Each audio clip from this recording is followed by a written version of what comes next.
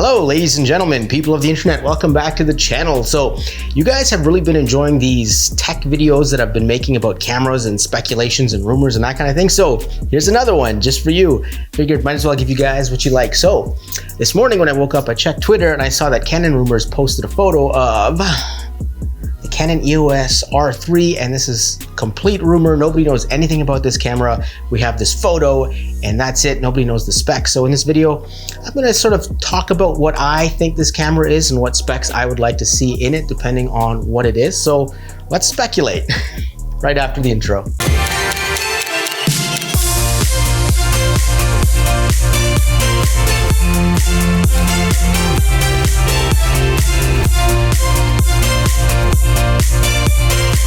We are now filming on the EOS R5 with the 1.3.0 update, and we are filming in IPB Lite in 4K, not in log. This is just regular video, IPB Lite. So this is the first time I'm making a video for YouTube with these settings, and we'll see what it looks like. It looks pretty good right now on the screen, but we'll see how far I can push it with color grading. Will we get artifacting? Is the light usable? So that's one of the questions I'll be looking at in a future video. But for now, let's talk about this R3. Okay, so here's the thing. We don't know what this camera is all about. All we have is this photo, no specs, nothing else leaked. So all we can do is kind of guess and speculate at what we think it is. Now, I think there's two directions this camera could go in. Either it's going to be a sports camera. It's going to be like a sports shooter like the 1DX Mark III, another flagship sports shooter in time for the Tokyo Olympics, or it's going to be a studio camera with a really high megapixel, like an 80 to 100 megapixel sensor designed for commercial work.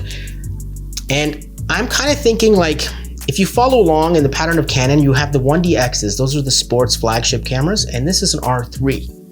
So I would assume if this was a sports focused camera, it would probably be an R1, which is what leads me to believe that this is going to be a studio camera. It's going to be an 80 to 100 megapixel studio camera designed for photographers, commercial photographers, or photographers that want to resolve a lot of detail and shoot some really nice commercial content, perhaps even challenging the Fuji GFX system with their 100 megapixel sensor in that realm for resolution and detail. So that's kind of where I see the R3 going. And I don't know if you know this or not, but the RF glass resolves a ton of detail. Like, remember a couple years ago we had EF-L lenses, right? Remember everyone bought L lenses, EF glass, and we were like, oh, this is the best Canon has. These lenses are incredible. And they were really amazing. But now that I've had a chance to experience RF-L glass, like, wow. Wow, the detail you get out of RF-L glass on an R5 45 megapixel sensor, it completely obliterates the detail you would get off an EF lens. Like, it's a completely different class of lens. It shouldn't even have a red ring. It should be like a blue ring or an aqua ring. It should be a different color because it's on a completely different level. And with that being said, these lenses, I think, are designed, they're designed to resolve high detail in 8K video, which is part of the R5. And I believe if the R3 is going to be a large megapixel camera, 80 to 100 megapixels, these RF lenses are going to be able to resolve that detail onto that sensor so you don't get mushy images. And I think that's why Canon made the RF mount, made it bigger, because I think they were planning to go with really high megapixel sensors and resolving a lot of detail in 8K. So kudos to Canon for thinking about the future. So that's where I believe the R3 is going. Let me know in the comments down below if you think it's something else, or you have other ideas or thoughts, because it's good to throw ideas around and we'll see where we go. All right, so now let's look at the other side of the coin. What if the R3 was Canon's flagship sports camera? Now I'm going to look at that, and also I'm going to look at some features I would love to see in a new sports camera, features that haven't been put into any other cameras yet and I think would be kind of revolutionary. So I'm going to put those at the end of this video, but first let's speculate on this. I personally think that this is going to be a studio camera, but let's speculate for a second. Let's see if it lines up. It could possibly line up with being Canon's flagship sports camera. I mean, it makes sense. The Olympics are coming up, right? You want to have your flagship sports camera done in time for the Olympics. I think that's important to Canon because they want to show off this new camera. The other thing too is Canon just announced some super telephoto lenses, the big whites, they were just announced. So it kind of lines up, right? You have the announcement of these big long telephoto lenses, which are ideal for sports shooters, which are ideal for photographers at the Olympics. And then you have this R3 kind of leak out just at this time too. So it's giving people a little like, ooh, you know, maybe this is going to be the new sports flagship camera. Could very well be. All right, so if the R3 were to be Canon's flagship sports camera, what kind of features would we see in it?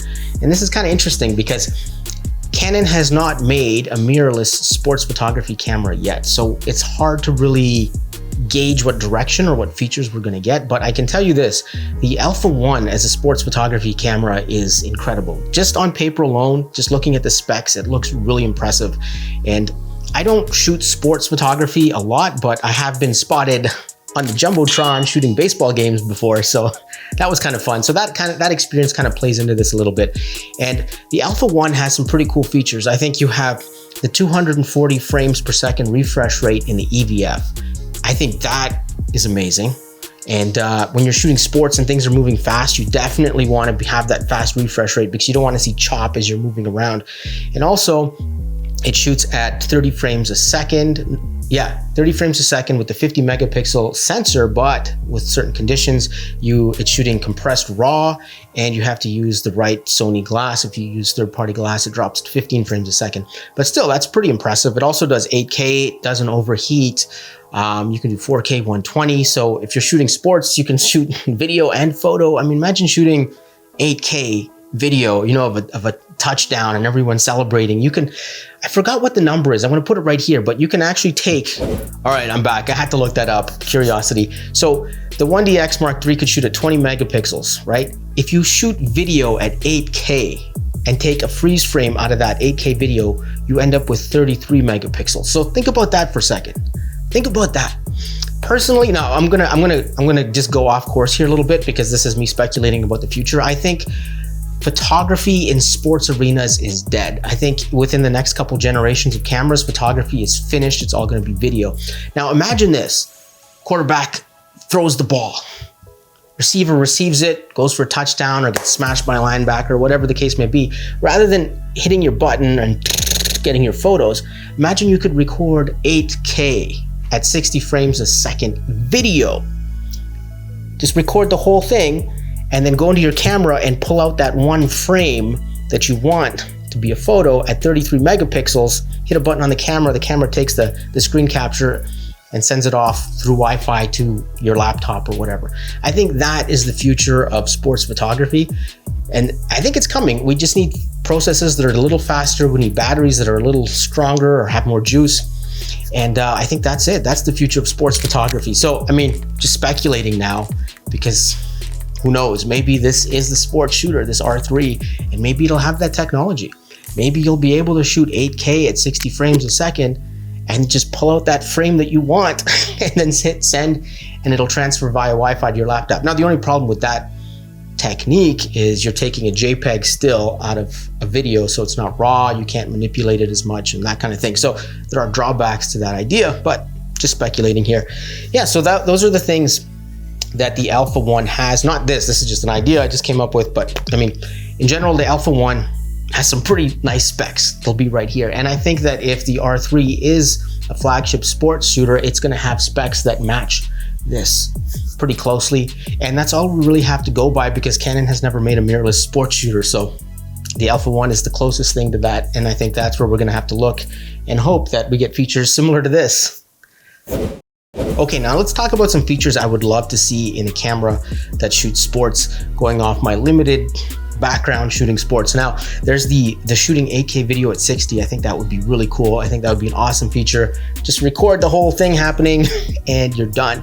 Now, the other thing I would love to see is a dual delete button. I want to see two delete buttons. Like one will be like a regular delete button where, you know, you delete the photo, pick the next photo, delete, yes, delete, yes. It's such a slow process to delete a bunch of photos.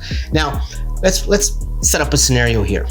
Bottom of the ninth, game is tied 2-2. One team's got their closer on the mound, the other team's got their pinch hitter up at the plate, runner on third. Pitcher throws the ball one, and you just shot 60 photos, right? It's a ball. Who cares? It doesn't tell the story. The story happens when the pitcher strikes out the hitter, or if the hitter hits a fly ball or home run or single. And then if it's a single, you know, the runner on third runs to home and you get the shot of the runner crossing the plate. Those are the shots you want. A ball, nothing. So you just shot 60 shots, they're useless. So it'd be cool to have a second delete button, which just deletes the previous burst. So rather than deleting the previous photo, delete the previous burst. And I think that would be so helpful for sports shooters because, I mean, you shoot a game, you shoot something, right? You go back to your laptop, you're looking at your photos, you've got like 5,000 shots you got to cull through, and it's just like, you know what I mean? It drives you nuts. There's so many photos. So if you could call your shots on the camera with a burst delete, like anytime there's a play, you take the shots, oh, that was nothing there, burst delete, get rid of that whole burst, and you could just save so much time and effort. Also, what would be really cool is if they had a function where instead of deleting the photos, it would mark them for deletion. So let's say MFD, mark for deletion. So you take your burst, oh, that nothing really happened there, let's mark for deletion. So when you load those photos up into Lightroom or whatever program you use, they're already marked as these are potentially bad, there's nothing really here. So if you want to go and look over a second time before you delete, you can do a second scan. But that would be really cool. A second type of delete button where you could delete bursts. I think that would be awesome.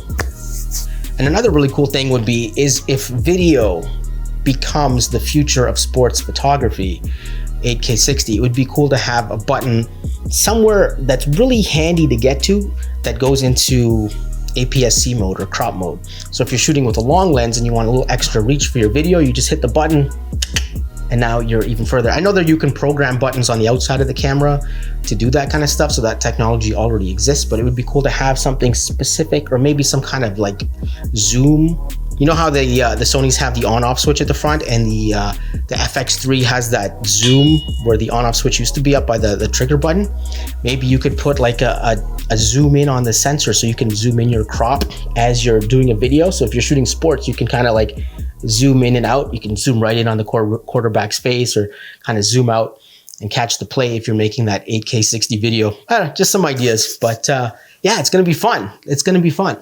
All right, that's my speculation on the R3. Let me know in the comments down below, what do you think? What do you think? Do you think these features are good? Do you think it's gonna be a photo camera for a studio, or do you think it's gonna be a sports camera? What are your thoughts? Let's talk about it. Let's discuss. This is gonna be fun. I'm really excited. You know what?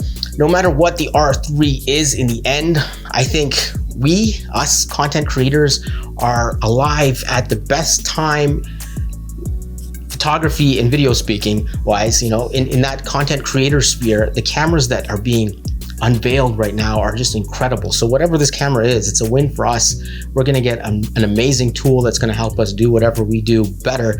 And yeah, that's awesome. So yeah, with that being said, thanks for watching. Peace out. I'll see you guys in the next video. If you like this kind of content, hit that subscribe button. And if you want to follow me on social media, it's a boom, boom right there. And yeah, see you in the next one.